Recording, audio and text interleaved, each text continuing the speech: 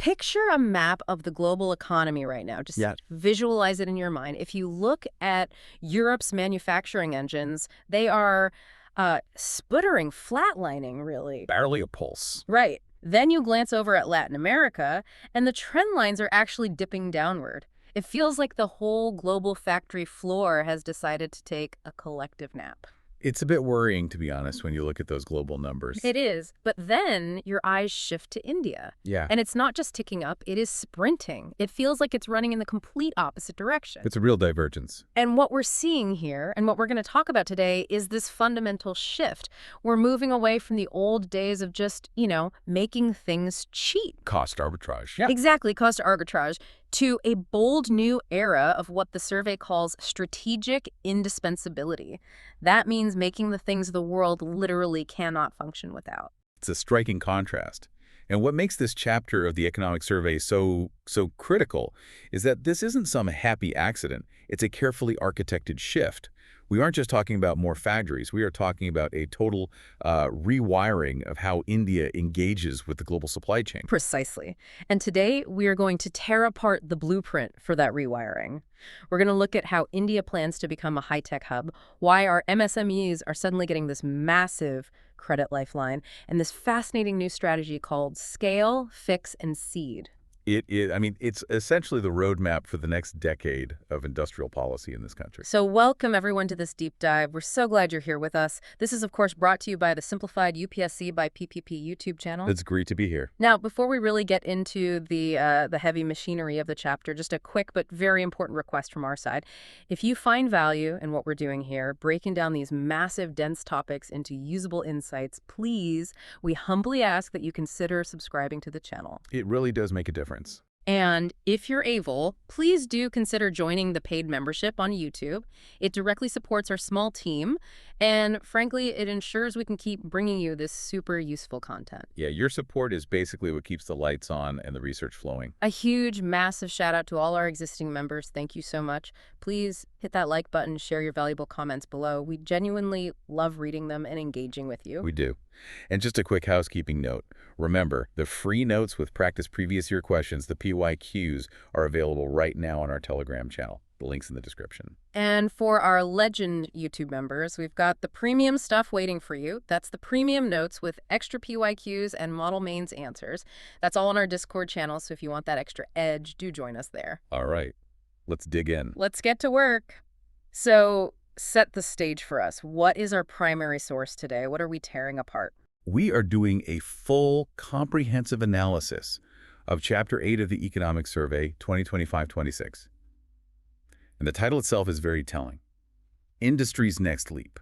Structural transformation and global integration. Structural transformation, that's a heavy phrase. I mean, that suggests we're not just, painting the house, we're actually moving the wall. That's a great way to put it. Yeah. And our mission today is not to just summarize. Anyone can go and read a summary. We are going to analyze every nook and cranny of this chapter. We're going to link it directly to UPSC PYQs to show you how this material translates into exam success and, frankly, into a better understanding of the real-world economy around you. Fantastic. So let's start with that divergence, that contrast we mentioned right at the top. The world seems to be struggling, but India is showing resilience. Break that down for us. What does this uneven recovery actually look like in the hard data? Well, the old rule was that when the world catches a cold, emerging markets get pneumonia. Right. But that rule seems to be breaking. It's quite stark when you look at the Q3 2025 numbers. Global manufacturing grew by a measly 0.7%. 0.7%. That's not even a rounding error, but it's close. It's stagnation. It is effectively stagnation. It's barely a pulse. And even within that, the picture's patchy. Africa and Asia were the ones pulling that number up, but Europe was completely flat, and Latin America actually saw a decline. So the traditional industrial heavyweights are looking very, very tired. Okay, so that's the gloomy global backdrop. Now, against that, how did India perform in the same period? It's a completely different story. In the first quarter of FY 2025-26, India's manufacturing gross value added, or GVA, grew by 7.72%. 7.72, okay. And then in the second quarter, it actually accelerated to 9.13%. Wow, so we are accelerating while the rest of the world is hitting the brakes. But the big question is always this. Is this just a rebound? You know, a dead cat bounced from a low base, or is something more profound happening here? And that is the key insight of the chapter. This represents a structural shift. For a long, long time, the narrative was that if global demand cools, India freezes. We're so reliant on exports, the story went. Sure, if America stops buying, we stop making. Exactly. But this data shows India is starting to decouple from that cooling global demand narrative. Yeah. What we're seeing is a resilience that is being driven by domestic demand. We are buying our own goods. We are building our own infrastructure. The internal engine is firing. That domestic cushion is just so vital, isn't it? It's like having your own engine instead of just being a carriage on the global train. Precisely. Okay, but I want to interrogate the kind of manufacturing we're doing, because there's this old, persistent stereotype of India, low-tech, labor-intensive, sweatshops making T-shirts. Is that still the reality on the ground? That is probably the most surprising and, I'd say, optimistic takeaway from this chapter. That view is increasingly and rapidly becoming outdated. Okay. The survey highlights one statistic that, honestly, it forces you to rethink the entire Indian economy. Get this, 46.3% of India's manufacturing value added is now coming from medium and high technology activities. Hold on, say that again. 46%, nearly half. Nearly half. That implies a massive pivot has already happened, quietly, under the surface. We aren't just stitching shirts anymore. We're moving seriously into complex assembly and chemical synthesis. So what falls into that category? What is medium and high tech? We're talking about things like chemicals, pharmaceuticals, automobiles, complex industrial machinery, electronics. It's a huge shift. We aren't just assembling toys. We are building engines and compounding drugs. That really does challenge the popular perception. So it's a pivot to high tech. It absolutely is. Yeah. And the world is beginning to notice. There's an index called the Competitive Industrial Performance Index, the CIP.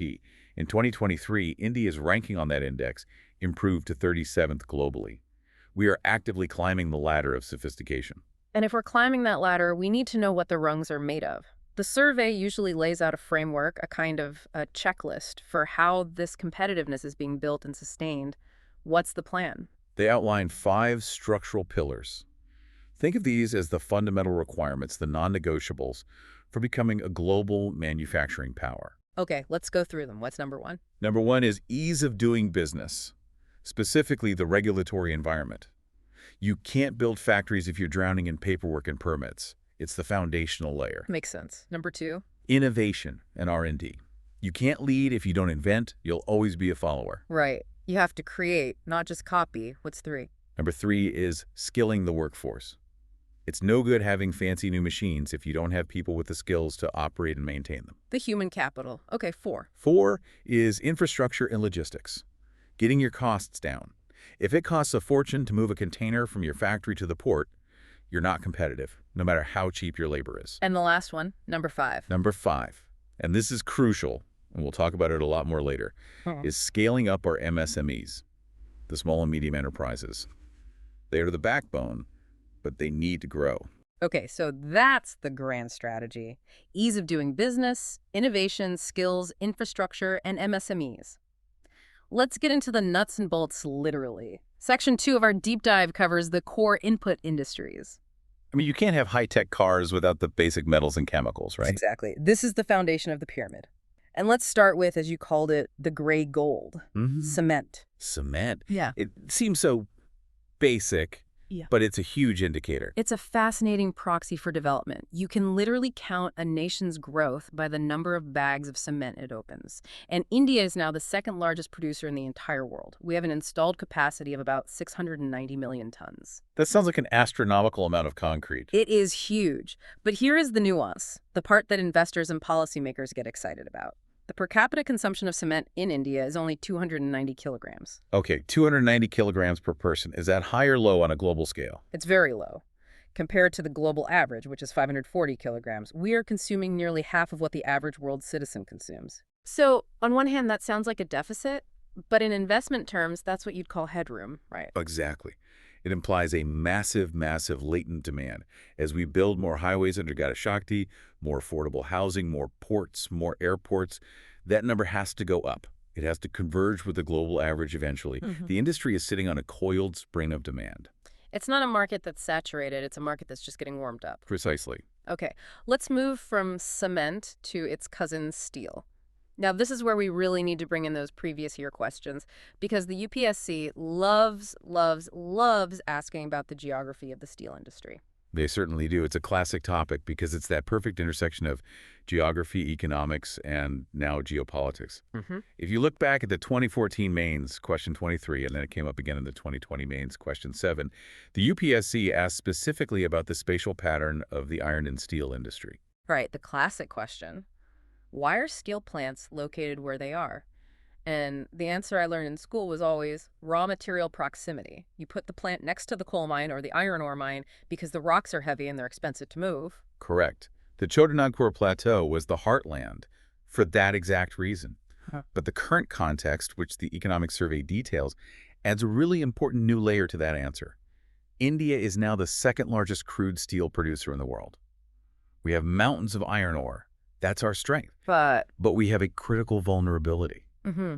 We lack high-quality coking coal. And coking coal is the special type of coal you need for the blast furnace, right? It's the reducing agent. You can't make steel from ore without it. Exactly. You needed to strip the oxygen atoms from the iron ore. Mm. And because we have to import massive, massive amounts of coking coal, mostly from countries like Australia, the entire logic of location starts to change. What's so? Well, if your biggest input now arrives on a ship, it doesn't make sense to build your plant deep inland anymore.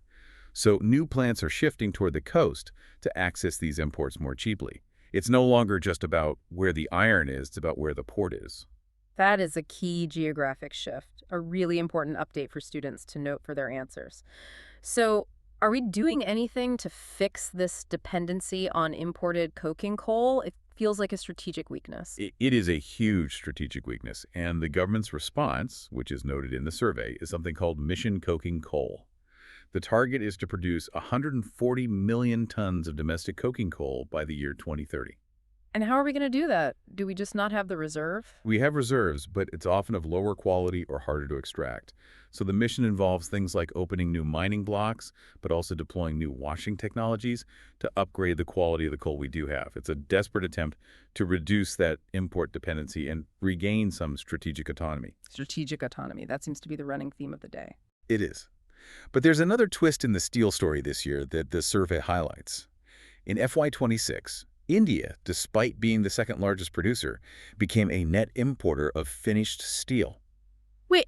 We're the second largest producer in the world, yet we're buying finished steel from other countries? That seems completely counterintuitive. It does. And the reason is a classic global trade phenomenon called dumping. International steel prices dropped through the floor. Why? It's largely due to overcapacity, particularly in China.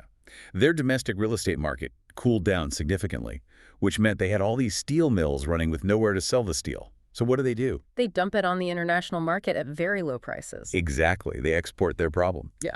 And so for a period, foreign steel became cheaper to buy in India than domestically produced steel. And that highlights a crucial lesson, doesn't it? Volume isn't enough. Production numbers aren't enough. You have to be competitive on cost and quality. That's the core lesson.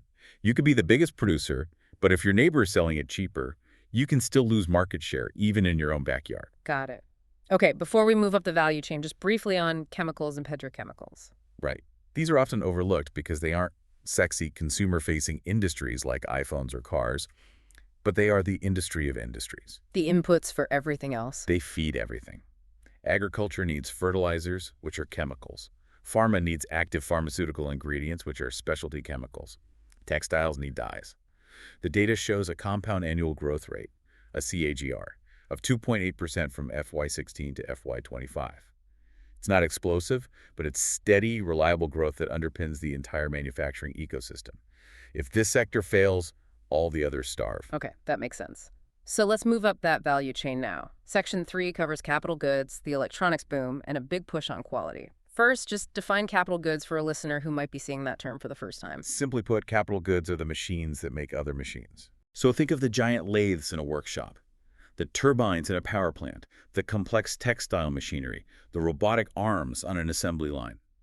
If you want to industrialize, you have two choices. Either you buy all these critical machines from Germany, Japan, or China, or you learn to make them yourself. And historically, developing countries almost always buy them. Correct. But the survey suggests we're making a serious effort to change that. It details phase 2 of a government scheme called the Scheme on Enhancement of Competitiveness. And the real focus of this phase is on creating centers of excellence, or COEs, and promoting technology transfer. And the survey gives an example of this working, right? It does. It mentions a rather proud moment. Technologies that were developed in these Indian COEs are now being exported to advanced economies like France and Belgium. So we're selling high-end industrial technology back to Europe. That is a significant milestone. It signals a certain maturity, doesn't it? It's like selling ice to Eskimos, but the ice is actually a highly sophisticated piece of machinery. It's a bit of a flex, for sure. And it's important because it proves that Indian engineering is starting to hit global standards of quality and innovation. But the real rock star of this chapter, the one that gets all the headlines, seems to be electronics. Absolutely. The electronics boom is without a doubt the star of the show in this here survey.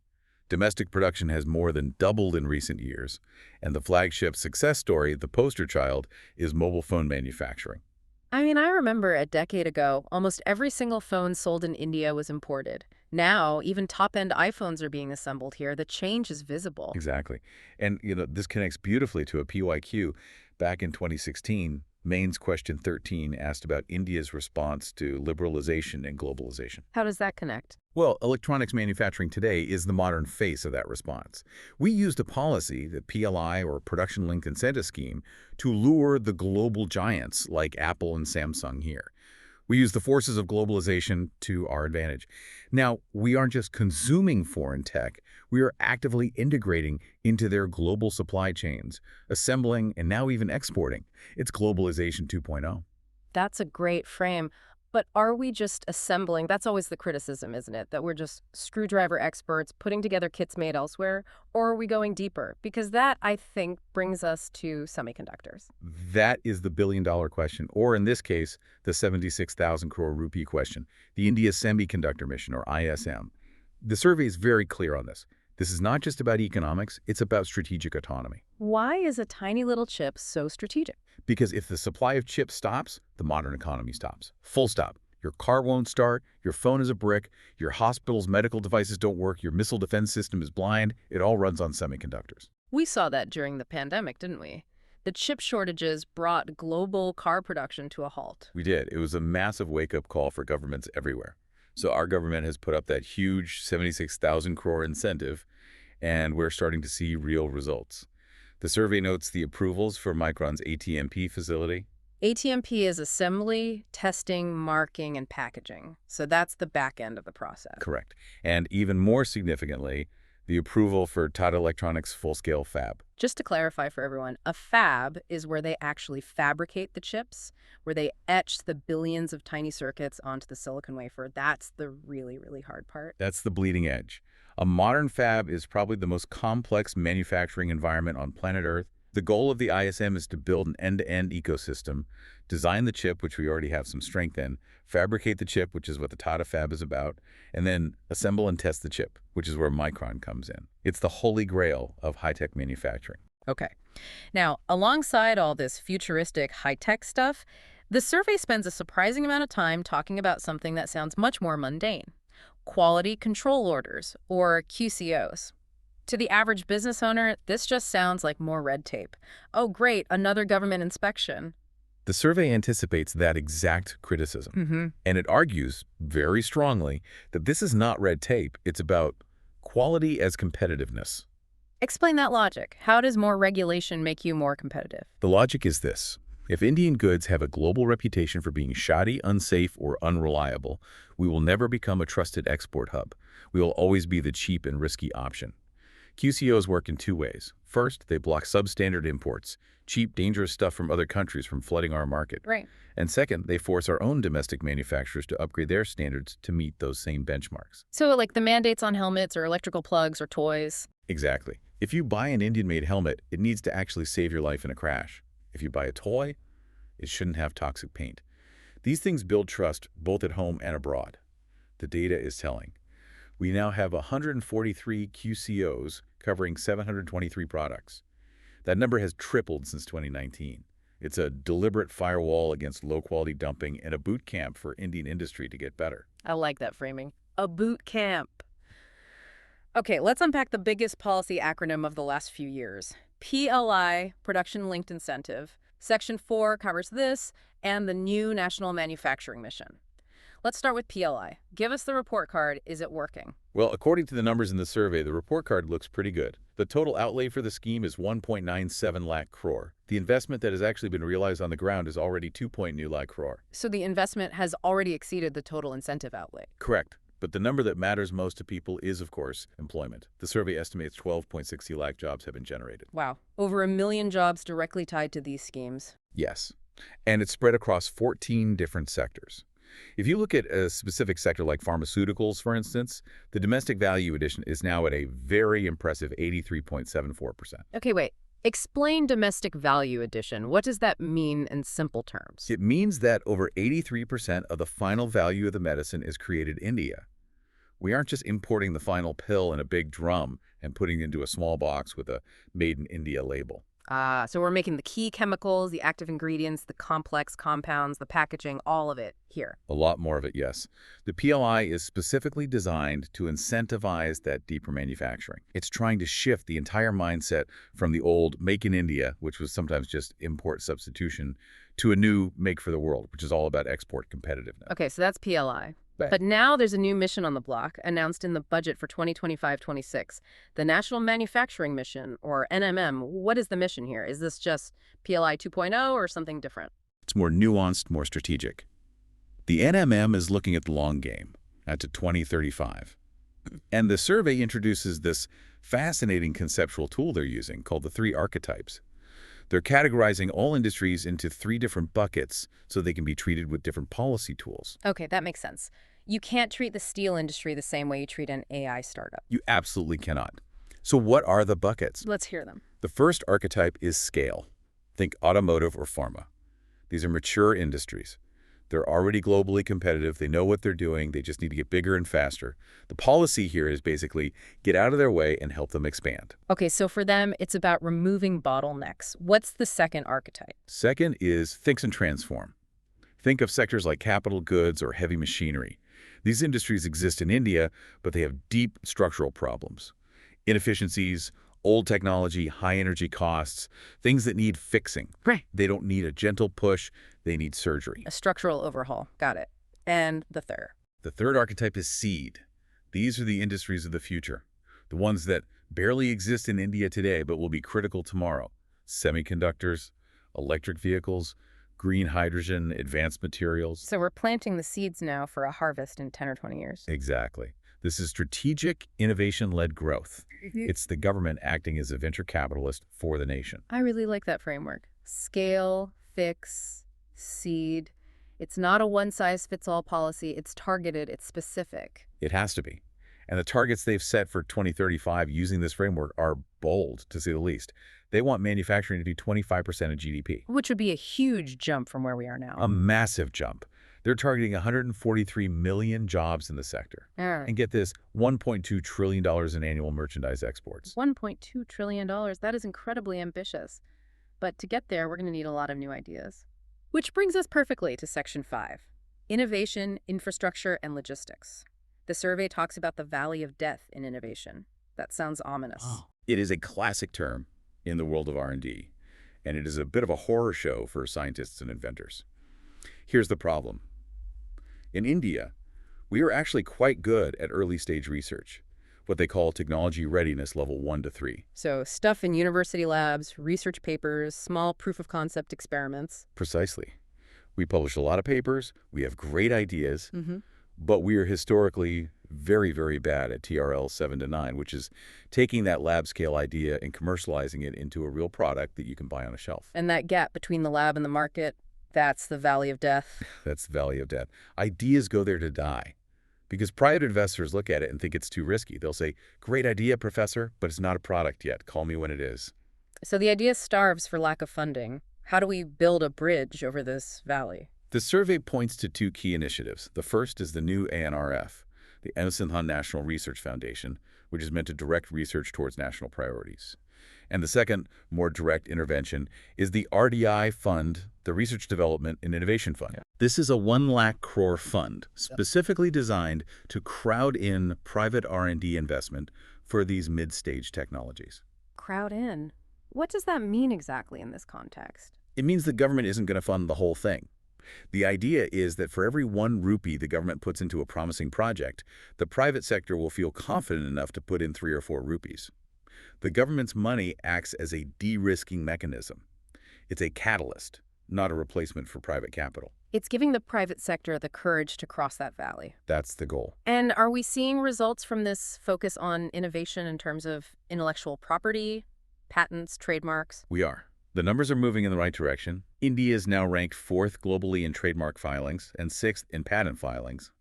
The IP culture, which was very weak for a long time, is finally taking root. We're starting to value and protect our ideas. Now, you can invent the best product in the world, but if you can't move it from your factory to the customer efficiently, you lose. Let's talk logistics and Gati Shakti. Gati Shakti really is the evolution of how we think about infrastructure. Before, it was very siloed. Department A built a road, and Department B would come and dig it up the next week to lay a fiber optic cable. It was chaos. So old India, yes. Gati Shakti is about creating an integrated ecosystem. It's a digital platform that maps out all existing and proposed infrastructure so that planning is synchronized. And the survey uses a specific, really cool example of how this integration works on the ground, the Nashik luggage ecosystem. Yes, the Samsonite cluster. It's Yeah. a great case study. Nashik in Maharashtra has become a global hub for luggage manufacturing, and the survey says it's now surpassing some traditional European hubs. And why? What's the secret sauce? Cluster efficiency. You have the raw material suppliers, the skilled labor, the component makers, and the logistics providers, all in one tight geographic cluster. This drives down transportation costs, improves communication, and boosts innovation. It's the power of proximity, planned through a Gati Shakti lens. This has to connect to a PYQ, doesn't it? Infrastructure is a perennial favorite. It does.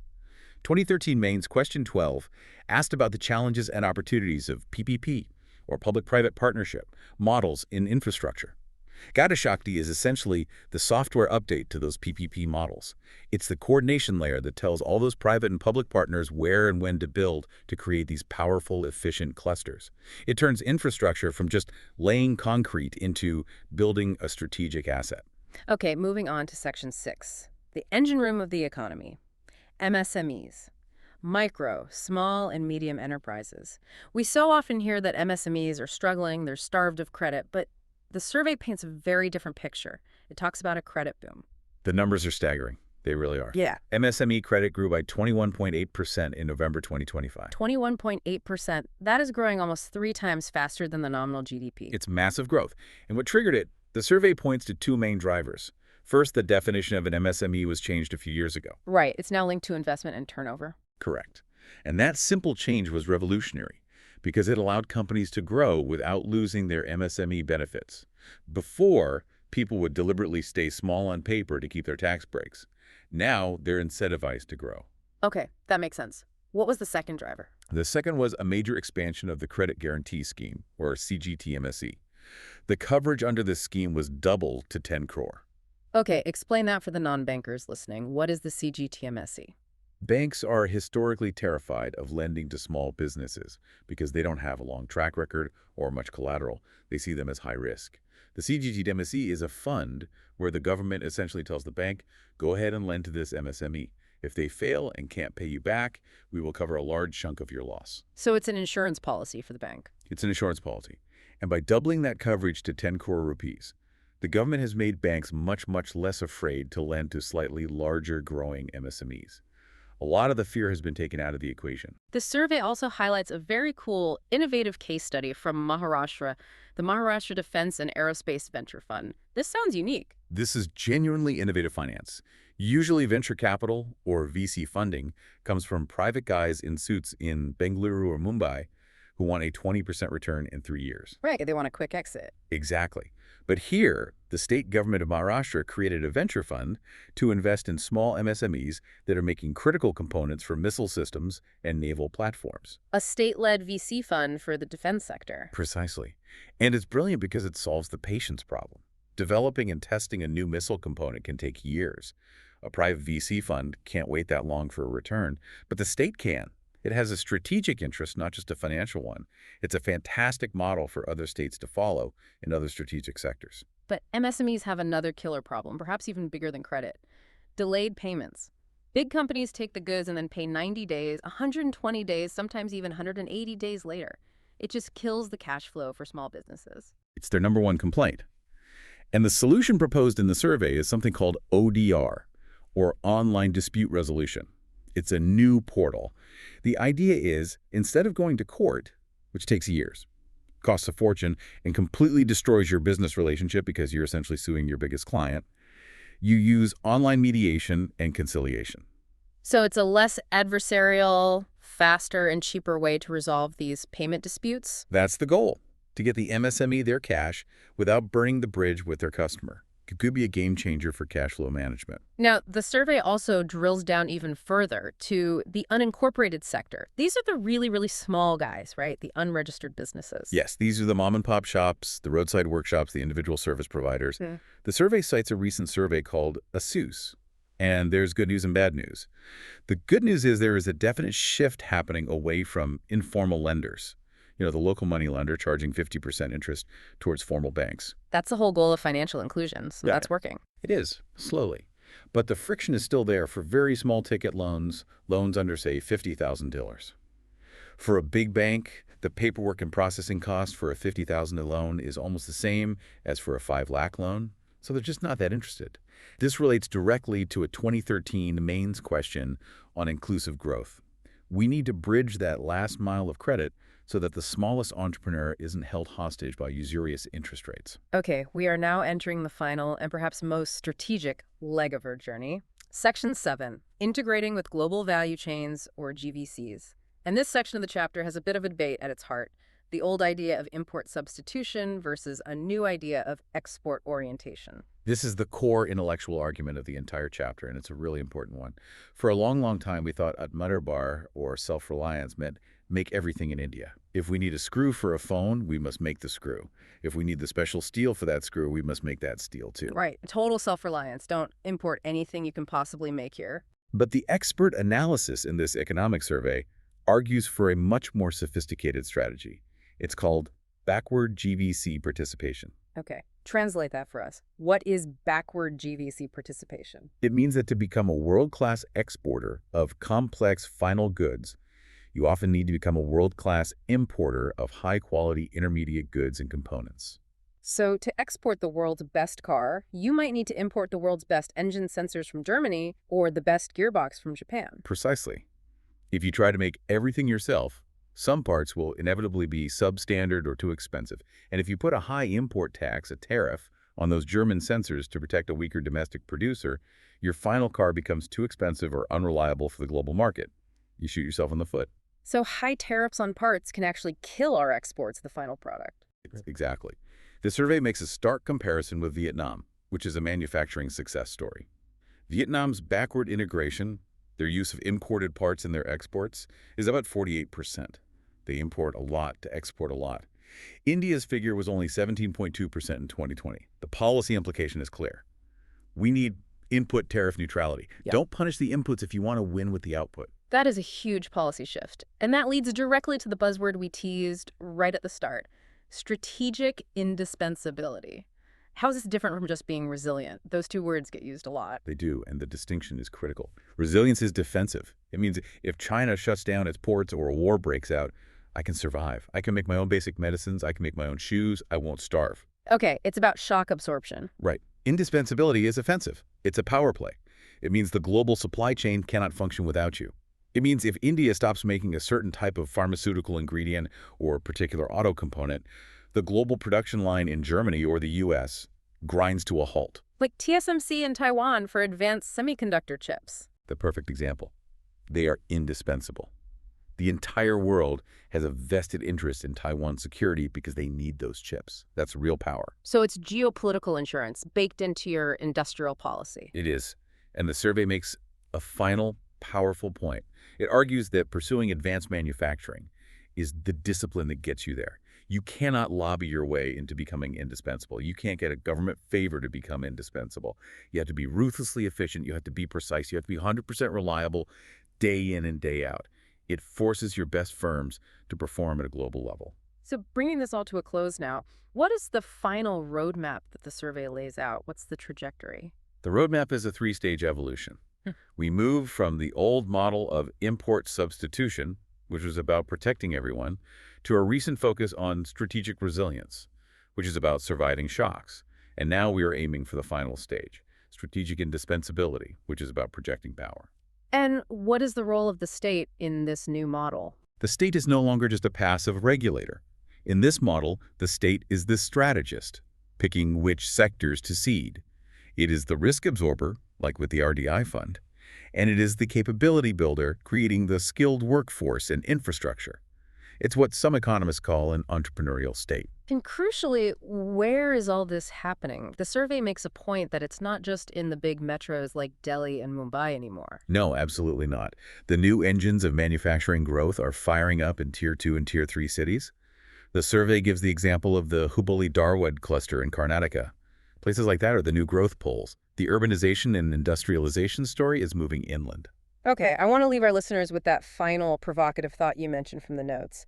It's about viewing manufacturing as something more than just a way to make money. Yes. This is a subtle, but I think a profound argument hinted at in the conclusion of the chapter.